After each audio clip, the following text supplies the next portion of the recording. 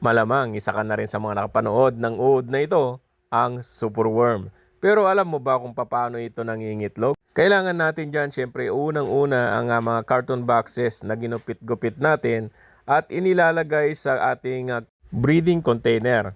Kapag matured na yung ating mga superworm beetle, ang tawag po dito ay darkling beetle, ay naghahanap ito ngayon ng mga space na maliliit dyan sa mga ginupit nating mga carton boxes.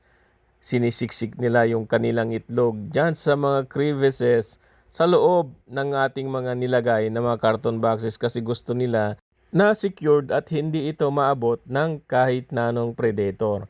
Minsan kasi yung mga darkling beetle natin kapag naubusan yan ng water source, kinakain din nila yung itlog.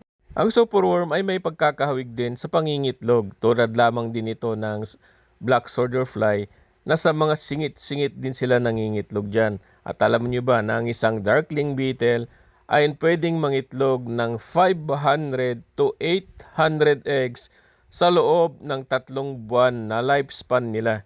So napakaganda itong gamitin natin na bilang alternative na patuka, hindi lang sa mga exotic na pets, kundi pati rin sa ating mga chicken at mga breeders natin para makatipid tayo sa ating patuka. So actually napakaganda ito dahil isa ito sa mga pinakamatipid na alagaan natin.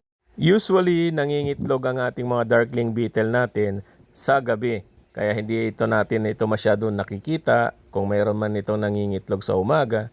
At ang kinakain lamang niyan ay siyempre ay commercial feeds. Yan. Kung makikita ninyo, parang Kita niyo ba bigas yung ang kanyang hugis ng kanilang itlog. Maputi at malinis. Usually ganito ang itsura ng itlog ng ating mga superworm darkling beetle kapag tapos na silang mangitlog. Mahirap na itong bilangin kasi masyado na itong maliliit.